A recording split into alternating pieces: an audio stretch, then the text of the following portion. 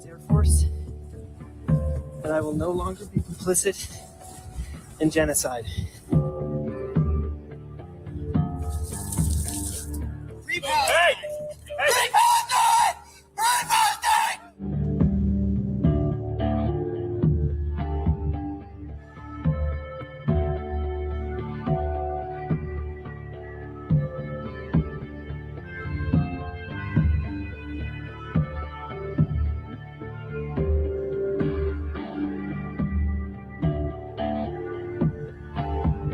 He was mentally ill. He probably thought that, as other people have said, that the society is ill. If we allow what's going on in Gaza, if we fund it with our own tax dollars, that's heinous and that's ill. And he was outraged by it, and he could see that politicians weren't acting. They ignore the protesters that are out there every weekend.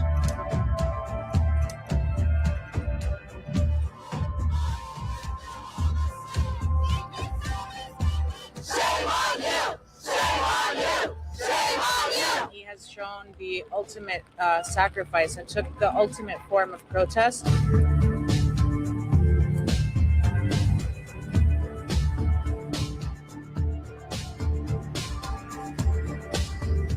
I think we should all hope to be that brave. I think to get to this point, it's taken a lot of ignorance on behalf of the U.S. government. They can't have missed all the videos of people suffering and the deaths, but I'd like to think that one of their own kind, someone who was in the military, that hopefully will change something.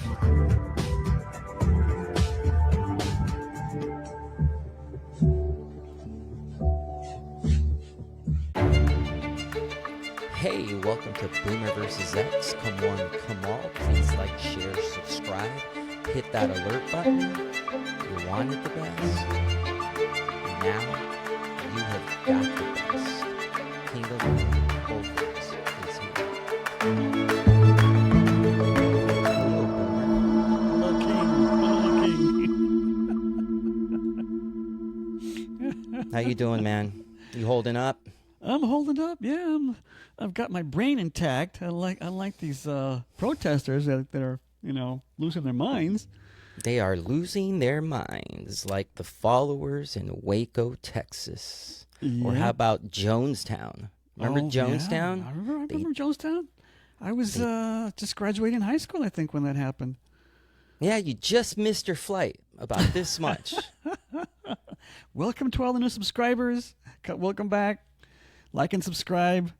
I need subscribers, man. I need subscribers before I go meet my heavenly maker.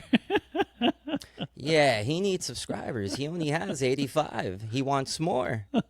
We welcome you to all the lovers, to all the haters. Come one, come all. To everybody. You're going to get what you're going to get with us. Oh, you're going to get it. You're going to get it. Because one thing about this podcast, we have very few rules. Because we're sick of all these rules. Hey, come on. We grew up with Richard Pryor, George Carlin, Don Rickles, Sam Kinison, Mel Brooks. Rules? Well, what rules? Yeah, you grew up with Don Rickles. Oh, he was incredible. He started to get hate as he got into the 80s and 90s. A lot of people hated Don Rickles because it was very politically incorrect, the things that he was saying. But these people, as the video shows, are fanatics. And that's what you get. You get these fanatics that are willing to burn themselves alive in the United States. Can you imagine pouring gas on yourself and igniting the flame and then burning to death? That's what they do to these kids. They brainwash them. The media, you guys have so much blood on your hands. Tim Walz, Jacob Fry, you guys are creating these brainwashed, insane people. I remember the first time I saw a person burn himself alive. It was during the Vietnam War, and it was mainly Buddhist monks that would do that from Thailand or wherever. It was mainly Asians protesting the Vietnam War, and they would sit in the lotus position, the legs crossed, douse themselves with gasoline, and burn themselves alive. There's pictures I've seen the pictures, seen the video of them with this serenity as they're burning, and they've got this face of calmness, But that was a Buddhist monk. This guy was an American guy, and that's what he did. These are fanatics. We make fun of them at our own peril. They're laughable, they're comical, but you got to take them seriously, man. Yeah, let's get a look at one of these mystical monks. 7th, 1963 is a day that changed history forever, when a monk protesting the persecution of Buddhists by the South Vietnamese government burned himself to death. Thich Quang Duc took a cushion, placed it in the middle of the street and sat in a cross-legged position and went deep into meditation. Another monk then took out a 5-gallon petroleum canister and poured it all over Duc, who finished his last prayers to the Buddha and then lit himself on fire. Amidst all the chaos and wailing from the passers-by, what was most profound is that Thich Quang Duc did not even flinch or move a muscle. As he burned for almost 10 minutes, he remained perfectly still in a meditating posture until he collapsed and passed away. His selfless and brave act changed the history of the world, with the president of South Vietnam being assassinated only a few months later and his oppressive government being overthrown. Oh, there you go. Well, that's what they think. These white American kids think that they're that. They're becoming martyrs for the cause. They're going to change the world. No, you're not. You just burn yourself alive. You didn't accomplish anything. Did you see the other guys, the other white dude? Oh, well, he should set an example. We should all burn ourselves alive. What, are you crazy? Are you nuts? They're so, I don't know what other word to use, but they're so brainwashed. They're so inculcated with their belief system that some asshole professor, college professor, this guy, the Hollywood people put in their heads, it's comedy. They may be soy boys, as we call them nowadays, weaklings, but they vote. They vote in mass. They want to take control. They want to control your life. They want to tell you what to do. Look at California. We're surrounded by soy boys, but they control our lives. They're dangerous. You got to take them seriously. We ignored them. At the college level, look at those kooky kids. Look at that goofy professor. Look what happened. It blew up in our face big time. We ignored them, and look what happened. You can't ignore these guys. No, you can't. So when they say something like this... Face! Shoot me in the head! Why don't you shoot me in the head? You coward! You're coward! I'm right here! Kill me!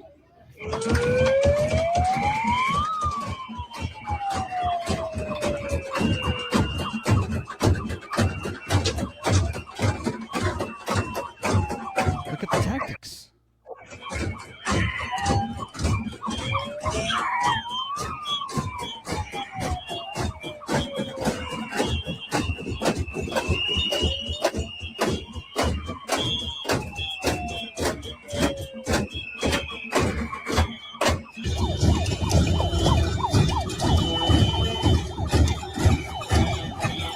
Those are guerrilla tactics that they've learned.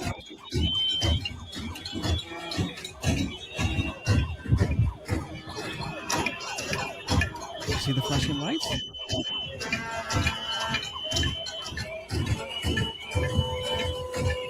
That's part of psychological warfare that they learned. From where? The U.S. military.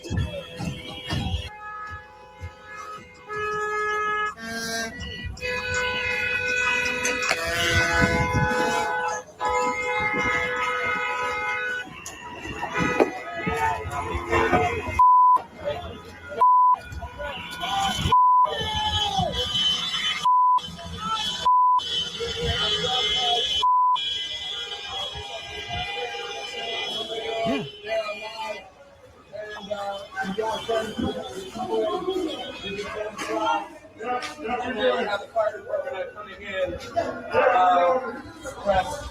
I'm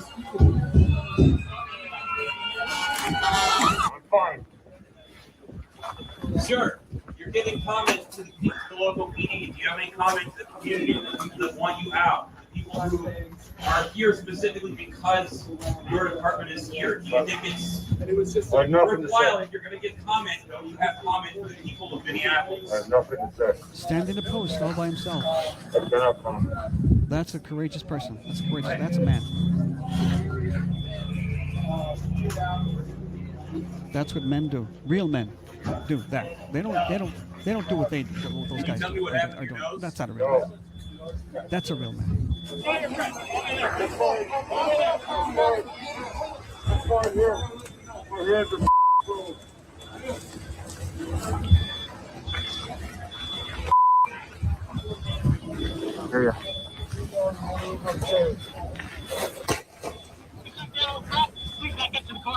Yes, sir.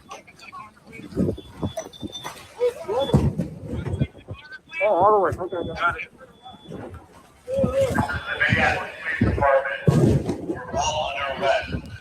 And where is Tim Walz? Jacob Fry?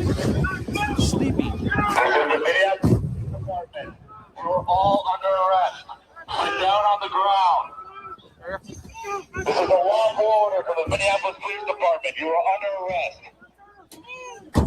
Get out of here. Get the out of here. Yes, sir. Let's go. Let's go. Keep moving. Let's go. Keep moving. Get your ass. That is all because of Tim Walz and Jacob Fry. Those people are deranged. They've been driven to insanity. Oh, no, Arthur, they're not insane. They know exactly what they're doing. They've got their minions out there destroying the shit while where are they? Sleeping. No, I'm talking doing about the whatever they're protesters. doing in their nice, warm, comfy beds, surrounded by their security, while their useful idiots, as the Chinese used to call them, are doing their bidding. And they're laughing. I'm talking about the protesters. The protesters are insane because of the media. Because of the media and the Democratic Party. This is what they created. This is what they want. This is what you call election interference. It's a very organized interference. It's gotta be. organized. It's tactical. I know that from the signal chats that Cam Higbee uncovered. Exactly. If Cam Higbee and all those other people didn't find out, well, no, Carolyn Borisenko, I give her credit. Carolyn Borisenko and Andy Ngo and even Nate Friedman, they've been on it for a while. Yeah, Nick Shirley. And this was before Nick Shirley did his expose on the fraud. Carolyn Borisenko has been going back a couple of years. Nate Friedman, Andy Ngo has been studying Antifa in Portland. They have found out how they organize themselves through the bookstores and through the fundraisers and through the signal chats. And Nate Friedman has figured out how they organize themselves under the George Soros banner. Right. And that guy Singh. Nate Friedman uncovered the fact that these are paid protesters. These are employees. Yeah. By the way, please like, share, and subscribe. Hit that alert button. If you want to fund us, send us subscriptions. Yeah. If George Soros wants to give me money, I'll take it. Yeah, we'll flip sides. Yeah, I'll flip it a bit. Yeah. Write me a check with a bunch of zeros. Yeah, we'll become Democrats. No problem. For the right price. These conservatives are crazy. They're Nazis. I can't even say it. They're Nazis. Oh my God. But I've seen these tactics before. I've had flashbacks of these tactics: the flashing lights, the loud music, the loud noise. I've seen it before. Well, it's nothing new. These are the same tactics of warfare that we've used against other countries when we were fighting them. For example, do you remember the Waco siege in Texas? Oh, yeah. Well, one of the things that we did to these poor people in order to stop everything, in order to get them to surrender, was we shone big beams of light at them. We cut off their power. We got these big microphones and we blared loud music at them. We did everything we could to drive them insane. So when you see these Democrat protesters like Alex Preddy blowing whistles right next to their ear, spit on a federal agent, scream through a megaphone right next to a federal agent's ear, they are using the same tactics of warfare that you use in the battlefield. Let's take a look at Waco, Texas. A gas generator may have also been used to light a small portion of the property. It was also that night that the psychological warfare began. Large lights were set up to shine inside the compound while speakers blared a barrage of ear-piercing sounds. The idea was to torture those within by not allowing them any rest of any kind. The negotiators were also barred from calling into the compound and only allowed to speak to the Davidians if they called out. Look familiar? March 13th saw no communication at all, and on March 14th, both the people who exited the compound 2 days earlier called in to urge the group out. That night, more lights were added around the compound to intensify the psychological effects on those within.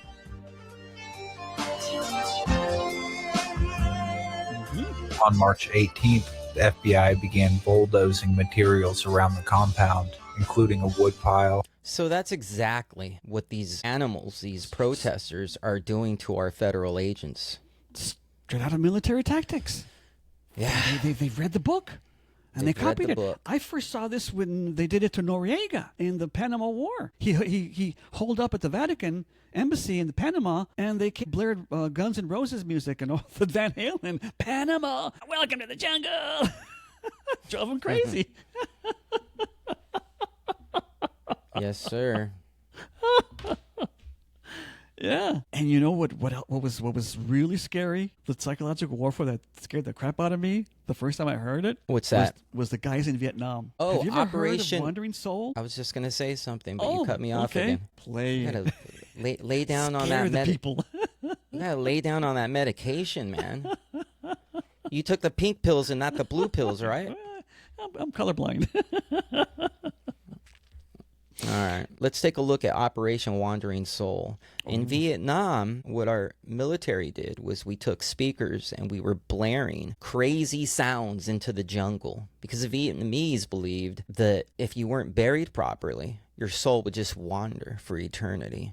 It scared the living daylights out of them. It scared the shit out of them. Let's take a look.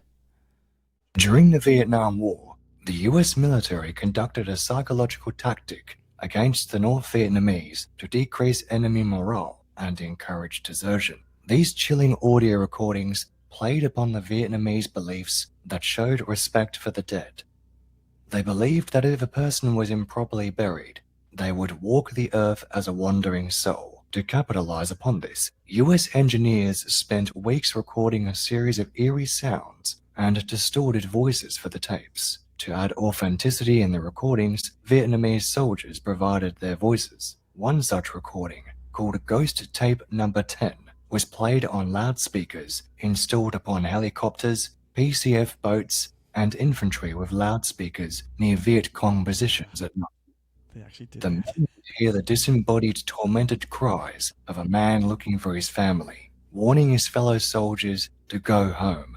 Along with this, they would hear the sound of a girl crying for her father. Wandering Soul is a tape that has been put out by the Psychological Operations Battalion and Benoit. Is used by the operating divisions and separate brigades to broadcast a rally appeal to the Viet Cong.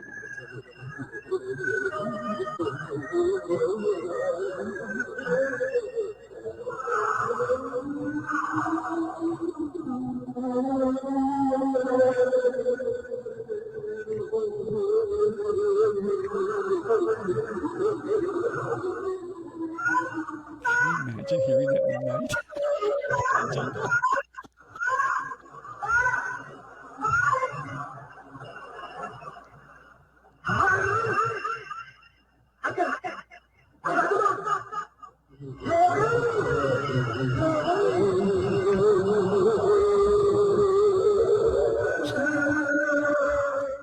During the Vietnam Get the War, hell out of there, man! I would get the hell out of that village. One of those sounds was very eerie. It went, "Me love you long time, Swalwell." Yeah, man, that's freaking scary, dude.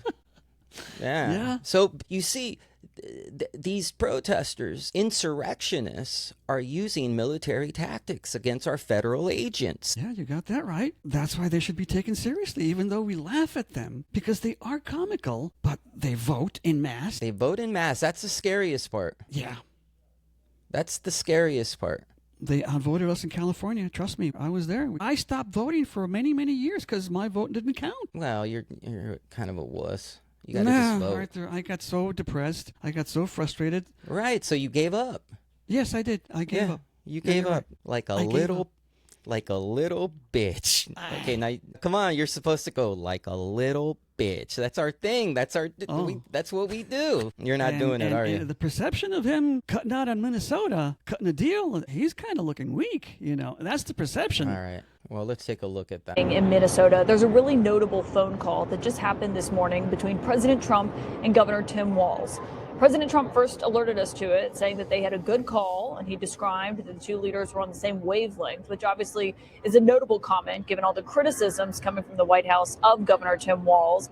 And according to the readout that I just got from Governor Walz's office, they say that during this conversation between President Trump and Governor Walz, that the president agreed to consider reducing the number of federal agents who were in his state. That would be a huge change if so, given we've seen this massive surge of agents that have been on the ground in Minnesota, something that actually only increased after the fatal shooting of Renee Good by an ICE agent, and now with the second shooting of Alex Preddy over the weekend. And in this call, Governor Walz says the president also agreed to consider having the Department of Homeland Security allow an independent investigation. Governor Walz said that the president said he would talk to DHS about ensuring that the Minnesota Bureau of Criminal Apprehension is able to conduct that independent investigation, which so far state officials have said they've not been able to do. Now, that doesn't mean these two things will happen, but the idea that the president is considering it and also sending in his own board. Blah, blah, blah, blah, blah, blah, blah. So the poll numbers are low. We're losing the Joe Rogan, Dave Smith, moderate, liberal, which really, in my opinion, liberals are just leftists. We're losing the Hispanic vote because the anchor babies are upset. The poll numbers are low, so I understand the negotiator, Trump, trying to negotiate. Now, if it were me, and if I were running things, I firmly believe that this immigration thing is a hill that we have to die on. If we lose the midterm, so be it. There was a mandate, people voted for this, and it needs to be fulfilled. You cannot negotiate with terrorists. Now, that being said, I think, and I don't know, but I think Trump is trying. And if they cross him, the deal's off. What do you think, Boomer? Well, I'm going to let it play out. I don't know what Trump's long-term plan is.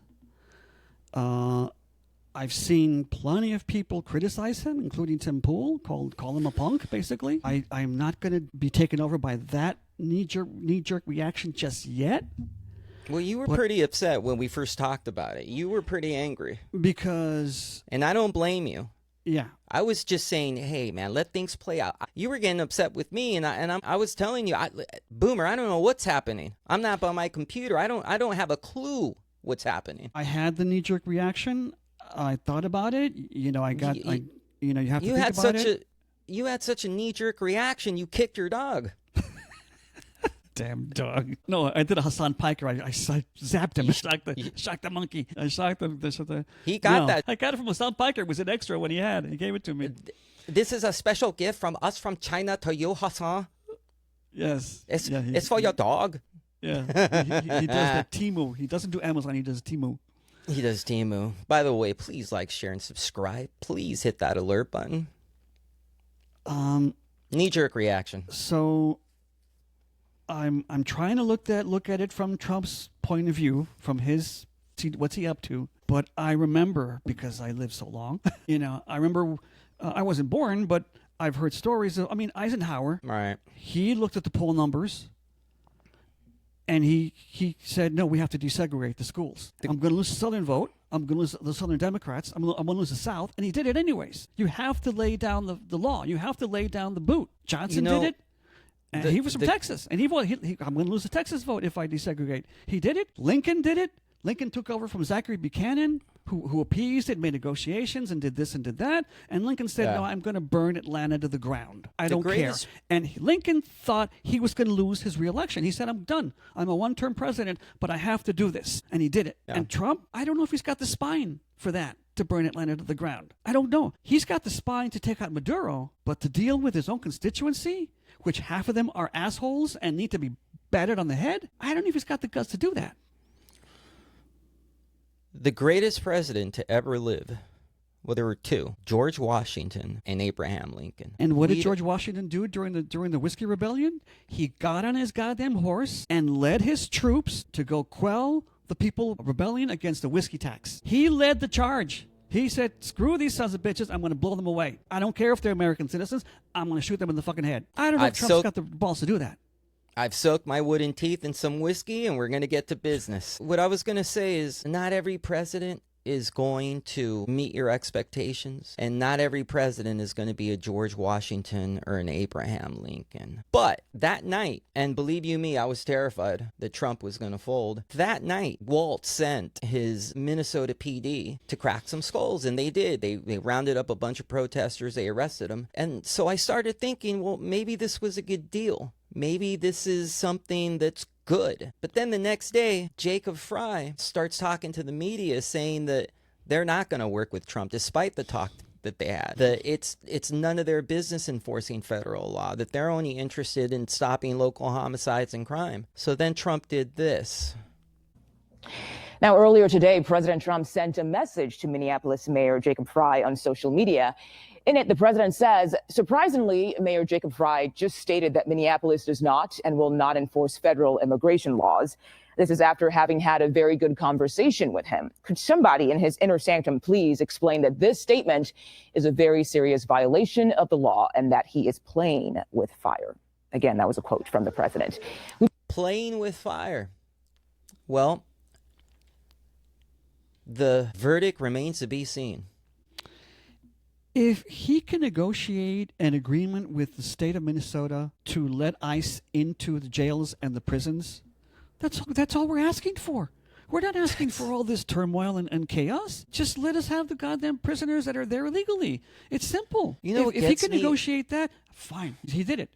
Right. But he's being played like a punk by Jacob Fry and Tim Walz. Well, that remains to be seen. And believe you me, if he folds, I'm going to be very pissed. I'm going to be very upset. But like I said, that remains to be seen. The verdict is still out. Why are they all jumping on him? Because they sense weakness, and this is a motivation for the Democrats to come and vote out in droves. We got them on their heels now.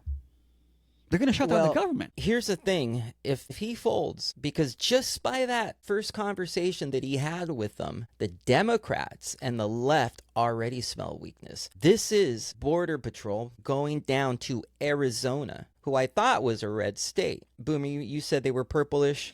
Yeah, but they got a Democratic governor, a Democratic attorney general, but it's a conservative state. It's a right to carry, a death penalty. It's a conservative state, half and half, like a purplish red state. So the next day after this negotiation, border enforcement went to Arizona to a sports bar to nab a bunch of illegal aliens, and this is what happened.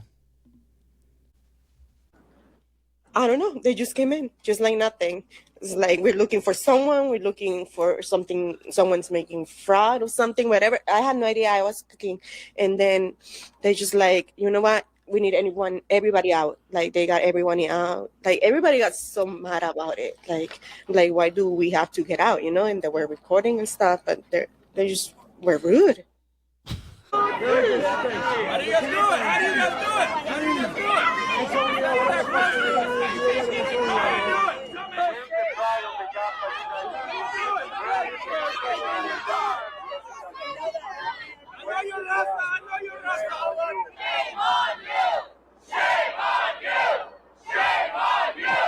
There's no chance.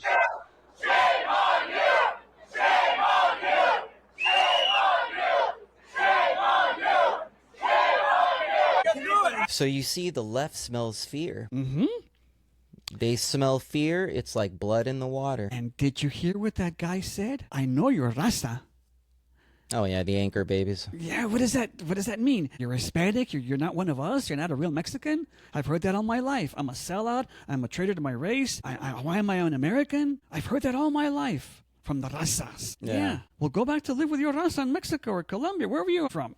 Get the hell out of here. But you see how they appeal to you as a kindred spirit? I'm supposed to be raza with this guy that I don't even fucking know? Let's take a look at the white liberal woman and see how she's doing. Oh my God, no. Do I have to? The government is doing its job, enforcing the law, protecting the public, and securing borders. Fuck ice, we ain't gonna play nice. Oh, you wanna fight? Keep sucking daddy's dick on the far right. Fuck ice, we ain't gonna play nice. Oh, you wanna fight? Keep sucking daddy's dick on the far right. Fuck ice, ice, ice, ice, ice. That Palestinian bullshit. Ice, ice, ice, ice, ice. Ice, ice, ice, ice. Fuck ice, we ain't gonna play nice. Oh, you wanna fight? Keep sucking dick on the far right. Chaos erupting in the streets of Los Angeles as protesters and police clash. Tensions escalating Sunday as thousands of protesters took to the streets in response to President Ice.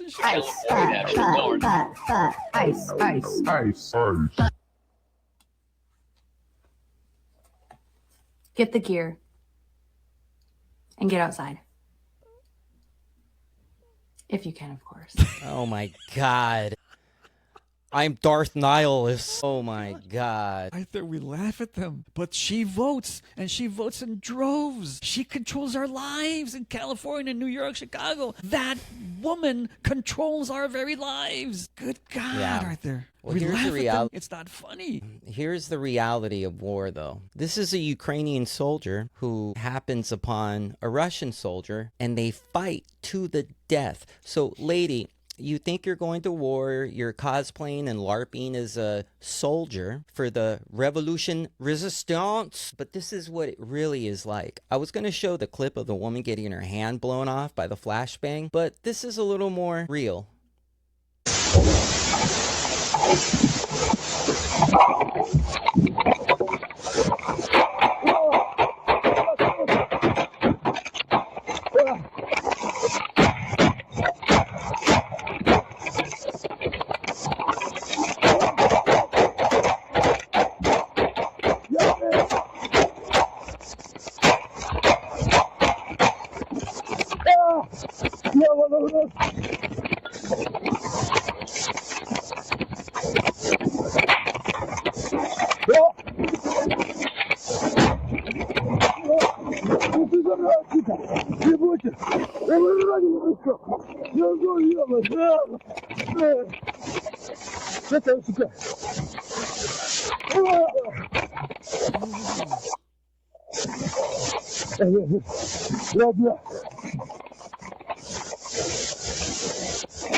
They're killing each other.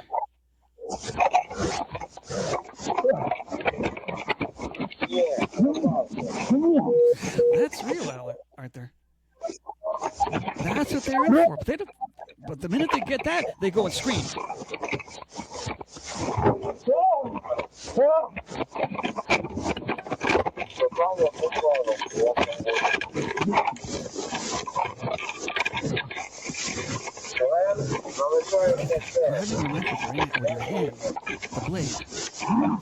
That's war. That's hand-to-hand combat. This guy is now being punctured to death.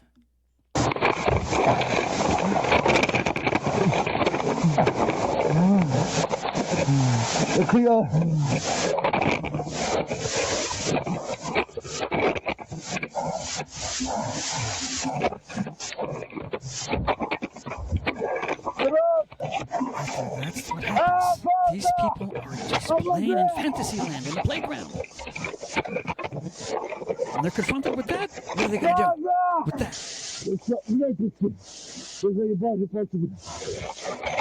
Social justice warriors.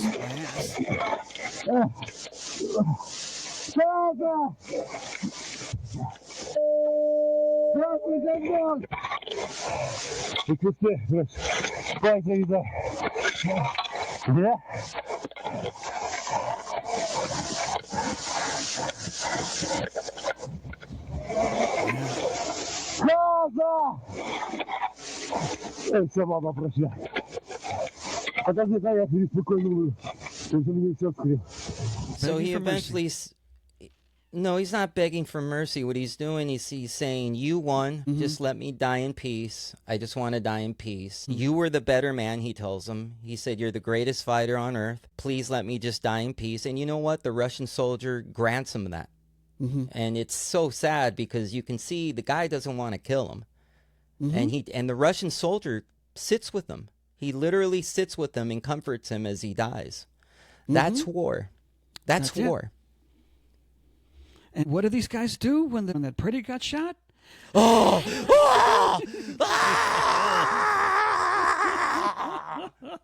But gear up.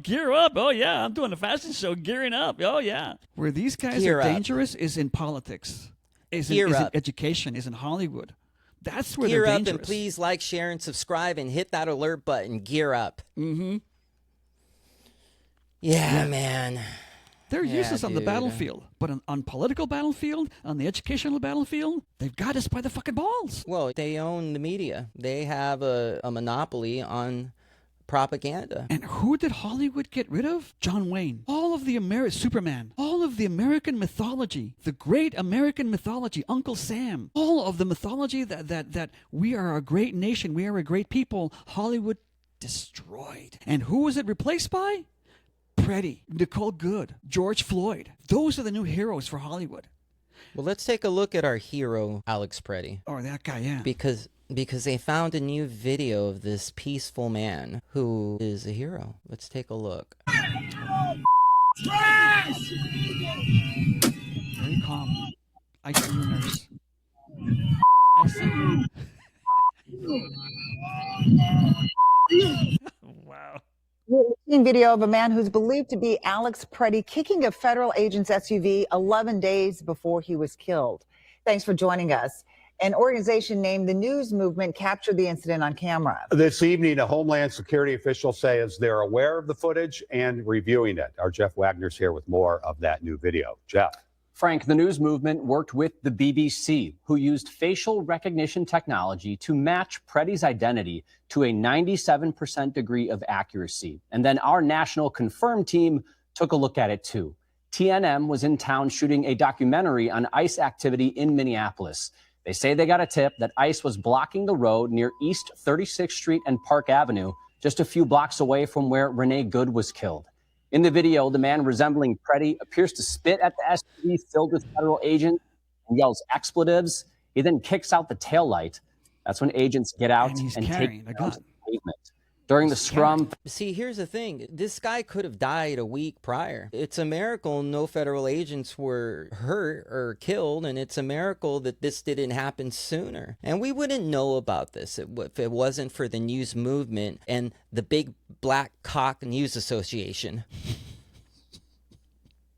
What's so funny? I don't know. Thank goodness for the Big Black Cock News Association.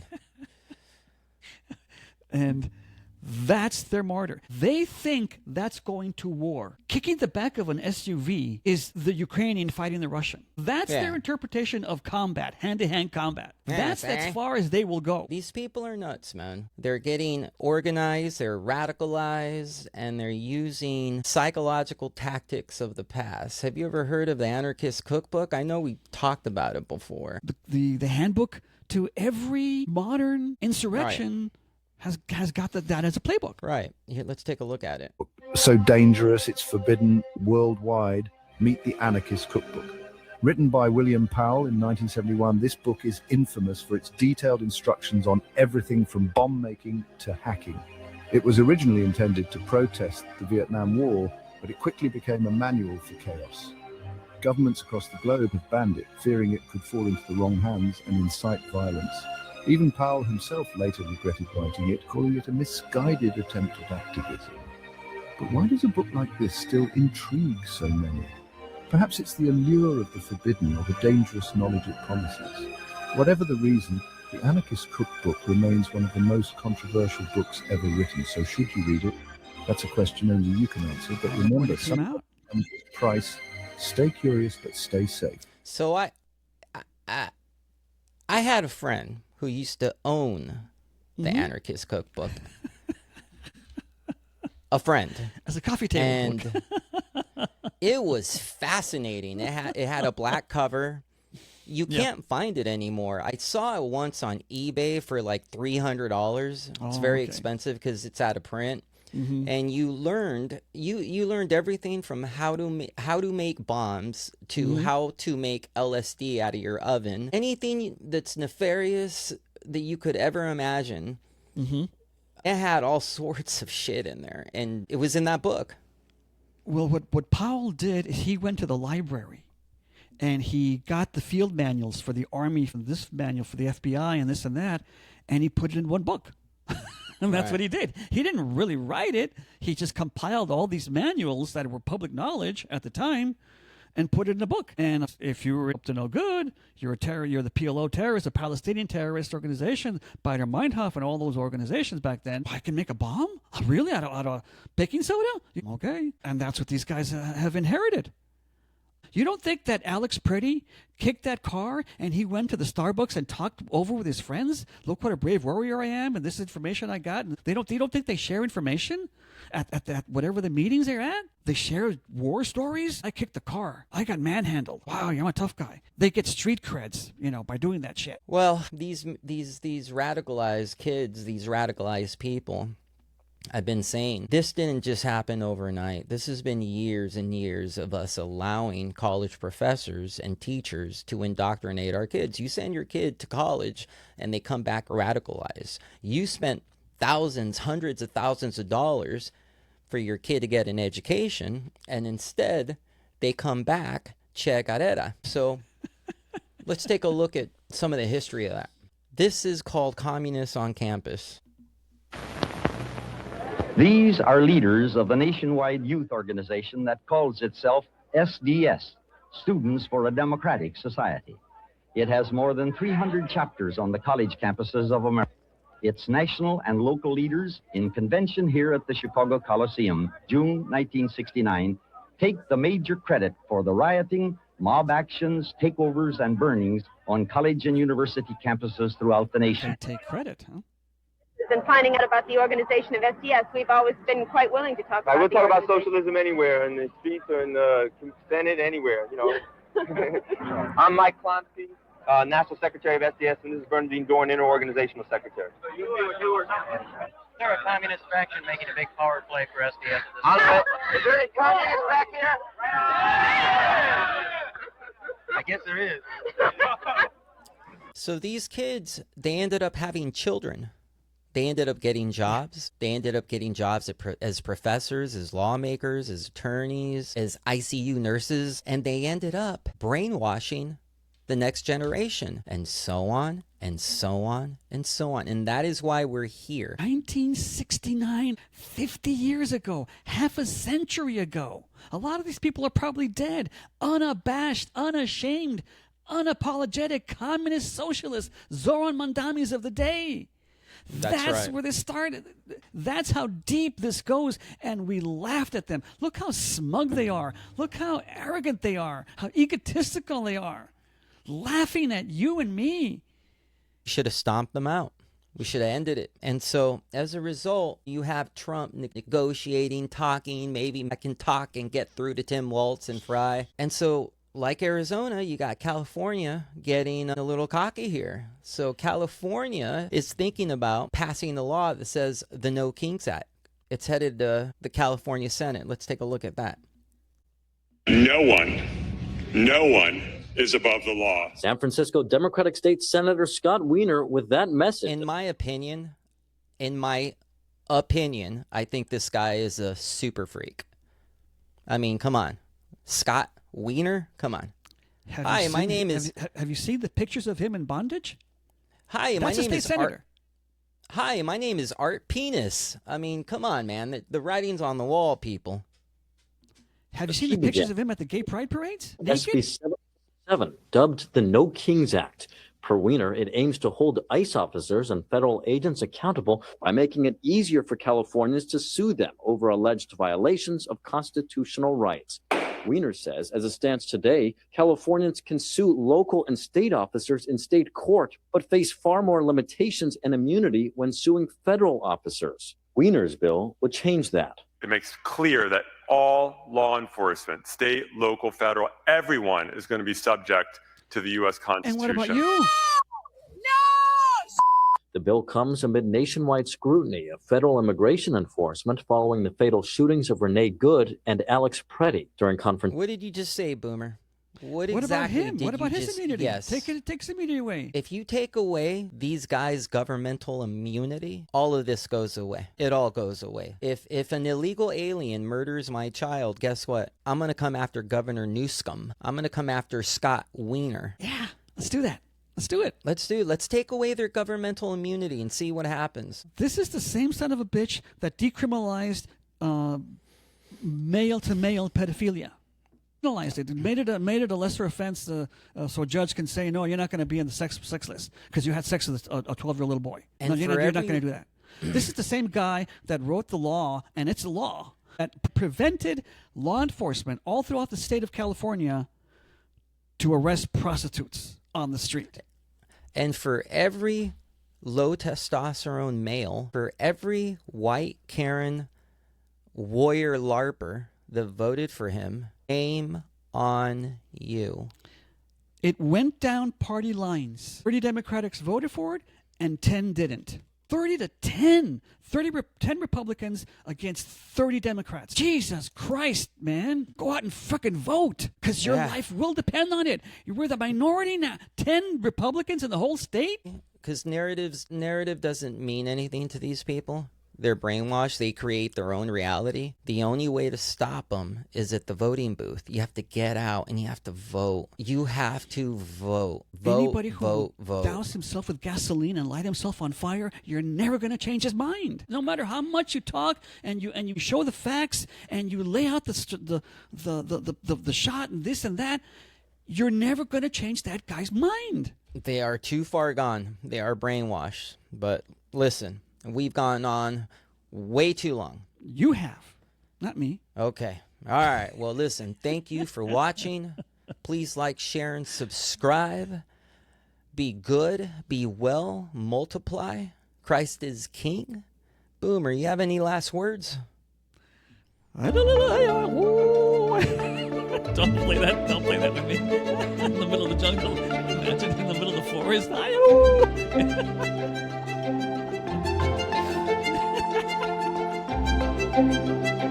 Assalamu alaikum. All right, man, we are out of here. Our Xer King of Orphans, Boomer, we are gone. BVX out.